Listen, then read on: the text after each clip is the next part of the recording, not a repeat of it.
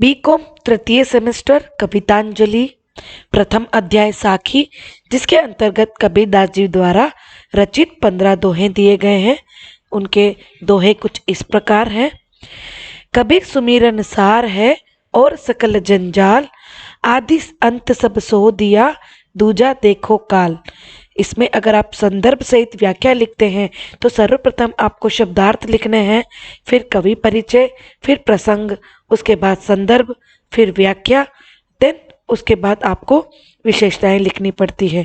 सुमिरन अर्थात याद करना, सकल सारा या सभी, आदि अर्थात शुरुआत, सोधिया अर्थात ढूंढना। कवि परिचय कबीरदास जी का जीवन परिचय है, जो कि मैंने इससे पहले एक वीडियो अपलोड किया है, उससे आप सहायता ले सकते हैं।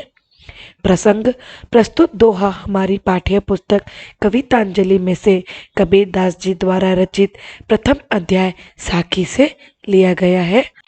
संदर्भ, इस दोहे में भगवान का नाम स्मरण करना ही जीवन का सारांश बताया गया है। व्याख्या, प्रस्तुत दोहे में कबीरदास जी ने बताया है कि ईश्वर के नाम स्मरण में ही पूरा सार है, बाकी तो सभी केवल झंझट ही है। अर्थात कबीरदास जी कह रहे हैं कि मात्र भगवान के नाम को ही हमारी पूरे जीवन का सार बताया है और बाकी सभी तो केवल झूठ और जंजाल ही है। कबीरदास जी बता रहे हैं कि मैंने शुरू से अंत तक सभी साधनाओं को देख लिया है, नाम स्मरण के अलावा बाकी सब कुछ विनाश की ओर ही ले जाने वाला है। विशेषता कुछ इस प्रकार है, इसमें बोलचाल के भाषा के शब्दों का प्रयोग किया है और नाम स्मरण पर बल दिया है। दूसरा दोहा, समंदर लागी आगी नदिया है। दूसरा दोहा, समंदर लागी आगी नदिया जली कोयला बई, देखी कबीरा जागी मंछी रूषा चढ़ी गई। शब्दार्थ, आगी अर्थात आग, जली जलकर, भई हुई, मंछी अर्थात मछली, रूषा अर्थात पेड़। कवि परिचय से कबीरदास जी का परिचय लिखना है। प्रसंग पूर्ववत रहेगा।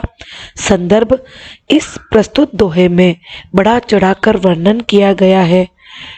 व्याख्या, कबीरदास जी कहते हैं कि समुद्र में आग लग गई है और नदियां सभी जलकर कोयला बन गई हैं। तुम उठकर देखो, मछलियां दौड़कर पेड़ पर चढ़ गई है। अर्थात यहाँ पर अतिशयोक्ति अलंकार का प्रयोग किया गया है, अर्थात यहाँ पर बड़ा चढ़ाकर वर्णन किया गया है। तीसरा दोहा, यह ऐसा संसार है जैसा सेमल फूल, दिन दस के त्योहार को झूठे रंगी न भूली। शब्दार्थ, रंगी अर्थात रंग, भूली अर्थात भूलना। संदर्भ, मनुष्य को अपनी वास्तविकता को कभी नहीं भूलना चाहिए। व्याख्या, प्रस्तुत दोहे में कबीरदास जी कह रहे हैं कि यह संसार सेमल के फूल की तरह ही मोहक और सारहीन है। थोड़े से दिनों के इस जीवन में मानव को दिखावे की जिंदगी में अपनी वास्तविकता को कभी नहीं भूलना चाहिए। अर्थात जिस प्रकार सेमल का फूल होता है जो कि कभी मोहक होता है और उसका थोड़े समय बाद ही उसकी महक वगैरह सभी चली जाती है, तो उसी तरह मनुष्य का जीवन भी होता है जो कि आपको दिखावे में नहीं गुजारना चाहिए और अपने मानव को अपनी दिखावे की जिंदगी में अपनी वास्तविकता को कभी नहीं भूलना चाहिए। अर्थात दिखावे के जीवन को छोड़कर वास्तविकता को अपनाने के लिए यहाँ पर कबीरदास जी ने इस दोहे के माध्यम से बताया गया है। विशेषता, दिखावे के जीवन की अपेक्षा वास्तविक जीवन को अपनाने के लिए कबीरदास जी ने कहा है। चौथा दोहा, कबीरा माला काट की कही समझावे तो ही, मन न फिरावे आपना कहाँ फिरावे मोही। काठ अर्थात लकड़ी, तो ही तुझे, आपना अपना, मोही मुझे। संदर्भ, अपने मन को निर्जीव चीजों से हटाकर परमात्मा के ध्यान में लगाने के लिए कहा गया है। प्रस्तुत दोहे में कबीरदास जी कहते हैं कि एक लकड़ी की माला में जो मोती है वह मनुष्य को कह रहे हैं कि हे मनुष्य, तू मुझको क्या गुमा रहा है, अर्थात तू इस दिखावे की माला फेरन से अच्छा है कि तू अपने मन को संसार से घुमाकर परमात्मा की और क्यों नहीं लगाता। अर्थात यहाँ पर कहा गया है कि तू सिर्फ ये बाह्य आडंबर को छोड़कर तू भगवान की भक्ति में क्यों नहीं लगाता। अर्थात यहाँ पर भगवान की भक्ति की ओर इशारा करके बताया है कि आप बाह्य आडंबरों से दूर हटकर भगवान की असली भक्ति, भगवान की पूजा करने में ही बताई गई है। 5वां दोहा, स्वार्थ को सब कोई सका, सब सगला ही जानी, बिन स्वार्थ आदर करे, सो हरि की प्रीति पिछाणी। स्वार्थ, सखा, साथी, जग, संसार, सगला अर्थात सभी, जानी जानते हैं, पिछाणी पहचानते हैं। यह कबीरदास जी ने भगवान के भक्त की पहचान बताई गई है। व्याख्या, प्रस्तुत दोहे में कबीरदास जी कहते हैं कि ये तो हर मनुष्य जाति की प्रवृत्ति है कि जब स्वार्थ होता है तो सभी अपने सगे बन जाते हैं, और जो बिना मतलब के सबको अपना समझता है तथा सबका आदर करता है तो समझ लेना चाहिए कि उसके मन या हृदय में परमात्मा से प्रेम है, अथवा भगवान के भक्त की पहचान यह है कि वह सभी को अपना प्रिय समझता है और सभी का आदर करता है। विशेषता, मनुष्य की प्रवृत्ति के बारे में बताया गया है। ईश्वर भक्त की पहचान बताई है। 6वां दोहा, साई ते सब होत है, बंदे ते कुछ नाही, राई ते पर्वत करे, पर्वत राई माही। साई अर्थात परमात्मा, पर्वत अर्थात पर्वत। ईश्वर को सर्वोपरि बताया है, वह सब कुछ कर सकता है। व्याख्या, प्रस्तुत दोहे में कबीरदास जी ने बताया है कि भगवान से ही सब कुछ होता है, अर्थात ईश्वर ही है जो कि सब कुछ कर सकता है। अर्थात ईश्वर के हाथ में हमारी डोर है, वह हमको जैसे चाहे वैसे इस संसार में अपने अनुसार बदलाव कर सकता है। जिस प्रकार जीव अर्थात मानव कुछ भी करने में समर्थ नहीं है, वह राई जैसी छोटी सी चीज से विशाल पर्वत तो बना सकता है अथवा महान बना सकता है, लेकिन पर्वत के समान विशाल वस्तु को राई के समान तुच्छ कभी नहीं बना सकता। वो सिर्फ ईश्वर के हाथों में ही है, न कि मानव के हाथों में। विशेषता, परमात्मा ही है जो सब कुछ कर सकते हैं, जीव को असमर्थ बताया गया है। 7वां दोहा, आछे दिन पाछे गए, हरी सो किया न होत, अब पछताई होत का, चिड़िया चुग गई खेत। आछे अर्थात अच्छे, पाछे अर्थात पीछे, जो कि बीत चुके हैं। संदर्भ, बुरे वक्त में ईश्वर को याद करते हैं और अच्छे समय में भूल जाते हैं। यह इस दोहे के माध्यम से बताया गया है। व्याख्या अर्थात भावार्थ, प्रस्तुत दोहे में कबीरदास जी कह रहे हैं कि मनुष्य के अच्छे दिन या सुख के दिन होते हैं तो वह किसी को याद नहीं करता, अर्थात वह ईश्वर से भी प्रेम नहीं करता, लेकिन उसके विपरीत अर्थात दुख आने पर वह दुखी होता है और पश्चाताप करता है। इसलिए यहाँ कबीरदास जी कहते हैं कि अब पछताने से कोई लाभ नहीं है, जब चिड़िया ने खेत ही चुग लिया है। अर्थात कहने का अर्थ यहाँ यह है कि अवसर बीत जाने पर पश्चाताप करना व्यर्थ बताया गया है।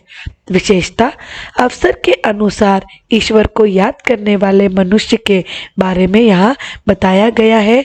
दूसरी विशेषता, अवसर के बीत जाने पर पछतावा करने से कोई लाभ नहीं होता है।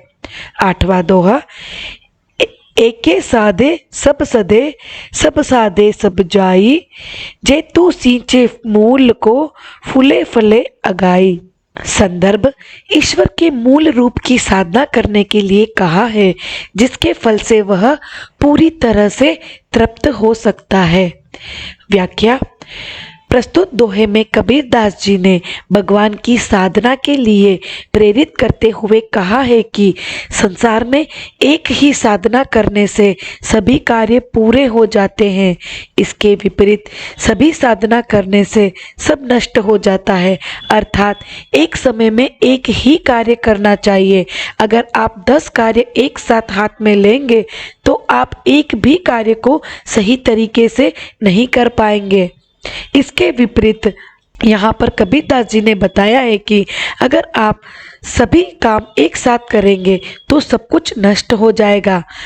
अगर सही मायने में अगर मनुष्य भगवान की आराधना करता है तो पूरी तरह से संतुष्ट हो जाता है, अर्थात उससे प्राप्त फल से वह पूरी तरह संतुष्ट हो जाता है।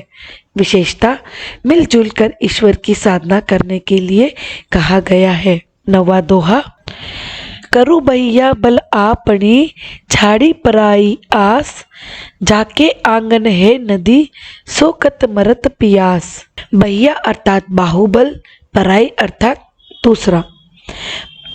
संदर्भ, पराये भरोसे न रहकर अपने आप पर विश्वास करने पर बल दिया गया है। व्याख्या या भावार्थ, ईश्वर ही सभी जगह व्याप्त है, यह बताते हुए कर्म करने की शिक्षा देते हुए कबीरदास जी कहते हैं कि मनुष्य को अपने बाहुबल पर भरोसा होना चाहिए और दूसरों की आशा छोड़ने के लिए कहा है, अर्थात दूसरों पर निर्भर नहीं रहना है और दूसरों के ऊपर हमें आस नहीं लगानी चाहिए, क्योंकि जिसके आंगन में नदी है वह प्यासा कैसे रह सकता है। कहने का अर्थ यहाँ यह है कि वह कभी भी प्यासा नहीं रह सकता। मनुष्य के हृदय में ईश्वर का वास होता है, यदि वह प्रयास करे तो वह कभी भी दुखी तथा असंतुष्ट नहीं रह सकता। विशेषता, आत्मबल पर बल दिया गया है। 10वां दोहा, सुख के माते सिल परे नाम हृदय से जाए, बलिहारी व दुख की पल नाम रटाए। शब्दार्थ, सिल अर्थात पत्थर, हृदय अर्थात दिल, बलिहारी अर्थात न्योछावर, दुख अर्थात दुख, रटाए अर्थात रटना। संदर्भ, बिना भक्ति के दुख से भक्ति के सुख से ज्यादा कबीरदास जी ने दुख को अच्छा बताया गया है, क्योंकि उस समय हम भगवान को याद जो करते हैं। व्याख्या, कबीरदास जी कहते हैं कि ऐसे सुख पर तो पत्थर पड़े, अर्थात उसका तो विनाश ही हो जाए। कहने का तात्पर्य यह है कि ऐसा सुख हमें नहीं चाहिए जिसमें ईश्वर का नाम अपने मन से ही चला जाता है, अर्थात भगवान का नाम ही याद नहीं आता। इससे अच्छा तो वह दुख ही है जिससे हम हर पल भगवान को याद करते हैं। और कहने का अर्थ यहाँ पर यह है कि लोग सुख में इतना खो जाते हैं कि वह जिनकी वजह से सुख मिला है वह उसी को भूल जाते हैं, लेकिन दुख में हम हर क्षण भगवान को याद करते हैं। इसलिए कबीरदास जी ने दुख को अच्छा बताया गया है। विशेषता, सुख से अच्छा दुख बताया है, क्योंकि हम दुख में ईश्वर को याद करते हैं। 11वां दोहा, कबीरा गर्व न कीजिए काल गहे कर केस, ना जानो कित मारी है क्या घर क्या परदेस। गर्व अर्थात घमंड, गहे अर्थात कर अर्थात हाथ, केस अर्थात बाल, कित अर्थात कहाँ पर, मारी अर्थात मारेगा। संदर्भ, मनुष्य को अपने आप पर कभी घमंड नहीं करना चाहिए, क्योंकि मौत कभी भी किसी को भी कहीं पर भी आएगी जरूर। व्याख्या, प्रस्तुत दोहे में कबीरदास जी कहते हैं कि हे मनुष्य, तू अपने जीवन पर इतना घमंड क्यों करता है? तेरे सिर के बाल सदैव काल के हाथ में है। अर्थात यहाँ पर कबीरदास जी कहना चाहते हैं कि हमारी मृत्यु कभी भी हो सकती है। हमारा जीवन एक पानी में उठे बबूले के समान होता है, जो कि कभी भी उस बुलबुले के नष्ट होते ही हमारा जीवन नष्ट हो सकता है, उसी तरह कबीरदास जी ने कहा है कि हमारा जो बाल है वो हमेशा काल के हाथ में है। जब चाहे वह तुमको उठाकर पटक सकता है, अर्थात तेरे जीवन का कोई भरोसा नहीं है, वह कभी भी नष्ट हो सकता है। यह काल पता नहीं कब किसको कहाँ मारेगा, चाहे घर हो या कहीं परदेश में, मौत कभी भी किसी को भी नहीं छोड़ती है, अर्थात कभी पर भी कहीं पर भी मौत निश्चित आएगी ही। विशेषता, मृत्यु एक कड़वा सच बताया गया है। काल किसी का पीछा नहीं छोड़ता है। 12वां दोहा, रात गवाई सोई करी, दिवस गवायो खाए, हीरा जन्म अमोल था, कोड़ी बदले जाए। शब्दार्थ, गवाई अर्थात बिता दिया, सोई अर्थात सोकर, दिवस अर्थात दिन, गवायो अर्थात वेस्ट कर दिया या फालतू में बिता दिया, अमोल अर्थात अमूल्य। संदर्भ, मनुष्य अपने जीवन को भगवान के भजन करने के बजाय लोग स्वार्थ पूर्ति में ही बिता देते हैं। व्याख्या या भावार्थ, कबीरदास जी कह रहे हैं कि मनुष्य अपनी रातें सोकर और दिन खाने पीने में व्यतीत कर देता है, अर्थात बिता देता है। इसलिए उसका हीरे के समान अर्थात अमूल्य समय वह बेफालतू के कामों में ही बर्बाद कर देता है। कहने का तात्पर्य यह है कि मनुष्य स्वार्थ के कामों में फंसकर भगवान का भजन ही नहीं करता, अपने ऐशो आराम और अपने पेट की क्षुधा को मिटाने के लिए ही वह अपना सारा दिन या सारा समय नष्ट कर देता है और भगवान के लिए थोड़ा भी समय नहीं निकालता है और अपना अमूल्य समय ऐसे ही व्यर्थ कामों में नष्ट कर देता है। विशेषता, स्वार्थ में पड़कर मनुष्य अपना अमूल्य समय गवा देते हैं। 13वां दोहा, आज कहे कल बजूंगा, काल कहे फिर काल, आज काल के करत ही ओसर जासी चाल। कबीरदास जी ने यहाँ पर कुछ शब्दार्थ बताए हैं। पहले शब्दार्थ देखते हैं। बजूंगा अर्थात बजना, भगवान का नाम बजना। काल अर्थात कल, करत अर्थात करता है, ओसर अर्थात अवसर या मौका। संदर्भ, भगवान के लिए मिला हुआ समय भी लोग गवा देते हैं। व्याख्या, कबीरदास जी कहते हैं कि इस संसार में झंझटों में पड़कर मानव अपना सारा जीवन बिता देता है। आज कहते हैं कि कल करूँगा, कल कहता है कि फिर कल बजूंगा। इस तरह ऐसे आज कल करते हुए वह अपना जीवन व्यर्थ के कामों में लगा देता है और भगवान के अंत समय तक आने तक उसको भगवान का ध्यान करने का या भजन करने का समय नहीं मिलता है। जीवन भगवान भजन करने के लिए मिला हुआ भी वह अपने व्यर्थ के कामों में गवा देता है।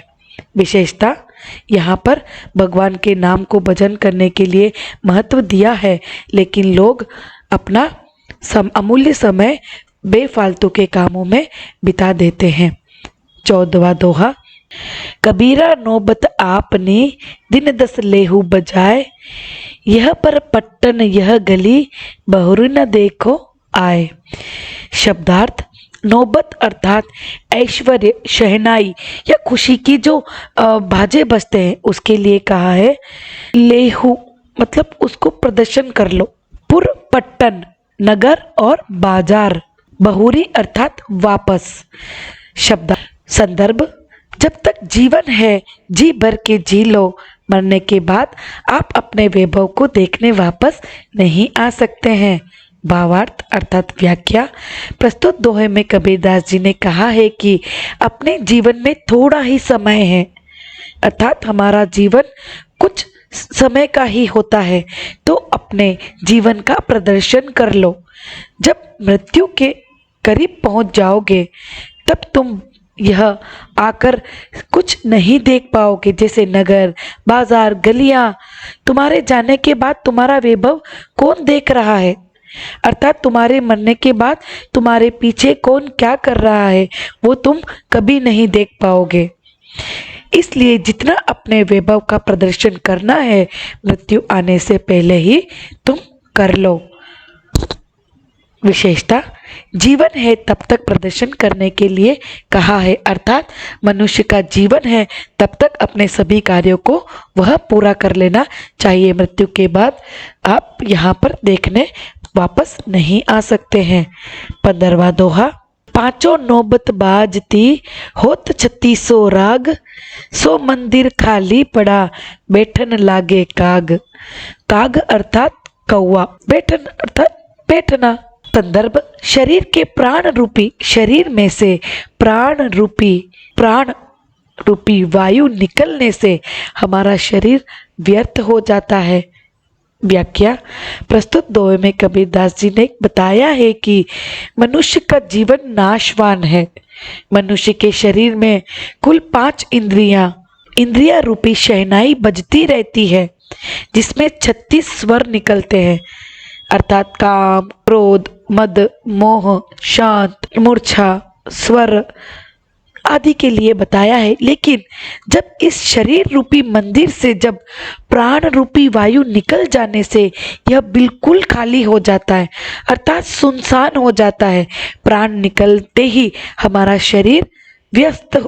शरीर बेफालतू हो जाता है। इस पर कौवे बैठने लगते हैं, अर्थात कहने का तात्पर्य यह है कि जब एक बार शरीर से प्राण निकल जाते हैं तो यह शरीर व्यर्थ हो जाता है। जिस प्रकार हम एक मंदिर जहाँ पर बहुत दिनों से बंद हो या खाली पड़ा हो वहाँ पर कौवे बैठने लगते हैं, इसी तरह कबीरदास जी ने अपने शरीर को, मानव शरीर को एक मंदिर के रूप में बताया है। जिस प्रकार मंदिर खाली रहने पर कौवे बैठने लग जाते हैं, उसी तरह मानव के शरीर में आत्मा रूपी जो प्राण वायु है वह निकल जाएगी तो उस पर भी कौवे बैठने लग जाएंगे। विशेषता, शरीर को नाशवान बताया गया है। बिना प्राण के शरीर व्यर्थ हो जाता है। 1 अंक के प्रश्नोत्तर। कबीरदास जी ने जीवन का सार किसे कहा है? नाम स्मरण को। विनाश की ओर कौन ले जाने वाला है? नाम स्मरण करने के अलावा बाकी सब कुछ। मछलियां पेड़ पर क्यों चढ़ गई? पानी में आग लगने के कारण। यह संसार किस फूल की तरह बताया गया है? सेमल के फूल की तरह। मनुष्य को क्या नहीं भूलना चाहिए? अपनी वास्तविक स्थिति को।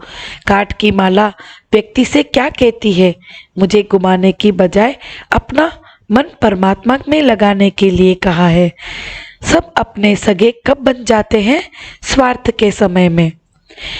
किस प्रकार के व्यक्ति के अंदर आत्मा के प्रति प्रेम होता है? जो सबका आदर करता है। भगवान के भक्त की पहचान क्या है? सभी से प्रेम करना, आदर करना ही भगवान के भक्त की पहचान है। कौन कुछ भी करने में समर्थ नहीं है? मानव। कौन सब कुछ करने में समर्थ है? ईश्वर। पर्वत के समान विशाल वस्तु को राई के समान तुच्छ कौन बना सकता है? ईश्वर या भगवान। मनुष्य कब ईश्वर को याद नहीं करता है? सुख में। या मनुष्य कब ईश्वर को याद करता है? दुख में। मनुष्य पश्चाताप कब करता है? दुख में। अवसर के बीत जाने पर क्या करना व्यर्थ बताया गया है? पश्चाताप। मनुष्य के सभी कार्य कब पूरे हो जाते हैं? एक साधना करने से। कौन हर जगह व्याप्त है? ईश्वर। हमको अर्थात मनुष्य को किस पर भरोसा होना चाहिए? अपने बाहुबल पर। कौन सा व्यक्ति कभी भी प्यासा नहीं रहता? जिसके आंगन में नदी होती है। मनुष्य के हृदय में किसका वास होता है? ईश्वर का। मनुष्य के बाल सदैव किसके हाथ में रहते हैं? काल के हाथ में। कौन अपने दिन रात खाने पीने में गवा देता है? मानव या मनुष्य भी लिख सकते हैं। स्वार्थ में पड़कर कौन भगवान का भजन नहीं करता है? मनुष्य। अपने काम कल पर कौन टालते हैं? मानव। कबीरदास जी ने मानव को क्या प्रदर्शन करने के लिए कहा है? अपने वैभव का। कबीरदास जी ने किसको नाशवान कहा है? मनुष्य के शरीर को। मनुष्य के पास कितनी इंद्रियां होती है? 5। कितने प्रकार के राग मनुष्य के अंदर बताए गए हैं? 36 प्रकार के। मनुष्य का शरीर कब पूरी तरह खाली हो जाता है? जब उसमें से प्राण रूपी वायु निकल जाती है। कबीरदास जी ने इस अध्याय में कुल कितने दोहे दिए गए हैं? 15 दोहे।